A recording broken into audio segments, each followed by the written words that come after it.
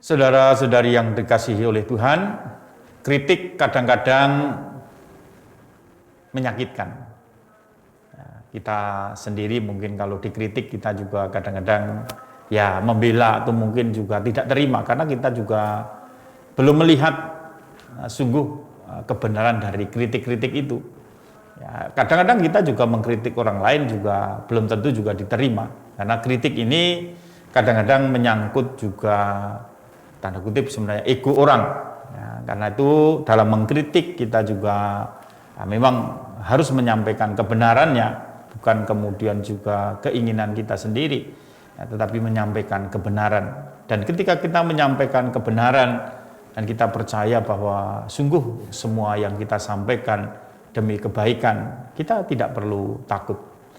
Nah, hari ini kita belajar juga dari Yohanes Pembaptis yang kita dengarkan dalam Injil Markus bab 6 ayat 14 sampai 29, di mana Yohanes mengkritik Herodes ya, karena mengambil istri saudaranya Filipus ya, menjadi istrinya, dan dikatakan oleh Yohanes tidak benar kamu melakukan itu. Tetapi menjadi heran ketika yang menjadi sakit hati atau menjadi dendam itu adalah Herodias. Tentu disitulah ada banyak kepentingan ya, ada banyak kepentingan yang kemudian saling terkait antara Herodias dan juga Herodes. Nah tentu disitulah. Nah tetapi yang mau disampaikan oleh Yohanes sebenarnya kebenaran ya, bahwa tidak benar kamu ini mengambil istri orang lain, itu juga bukan milikmu, itu juga kemudian tidak baik untuk. Nah, Herodes sendiri sebenarnya senang dan juga kagum dengan Yohanes Pembaptis karena juga kebenaran-kebenaran yang disampaikan ya.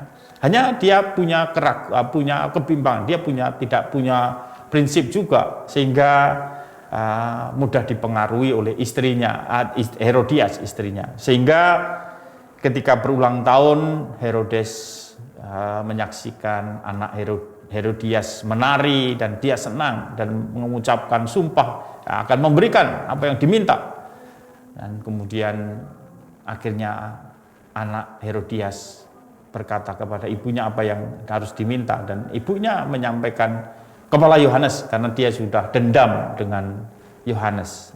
Dan Herodes pun karena mungkin juga segan dan malu juga dengan banyak orang, sehingga dia terpaksa untuk kemudian memenggal kepala Yohanes, karena tentu dia melakukan itu karena kepentingan-kepentingan yang bercampur di dalam dirinya, yang karena dia raja dan kuasa, gengsi dan lain sebagainya, sehingga akhirnya Yohanes yang mengkritik dia dibunuh oleh Herodes, tentu atas perintah Herodes. Nah, namun ketika Yesus muncul, Herodes pun melihat di dalam diri Yesus Yohanes yang bangkit. Kebenaran tidak bisa dibungkam, kebenaran selalu akan muncul. Ya, kalau kita membungkam orang, itu kebenaran tidak akan pernah bisa dibungkam.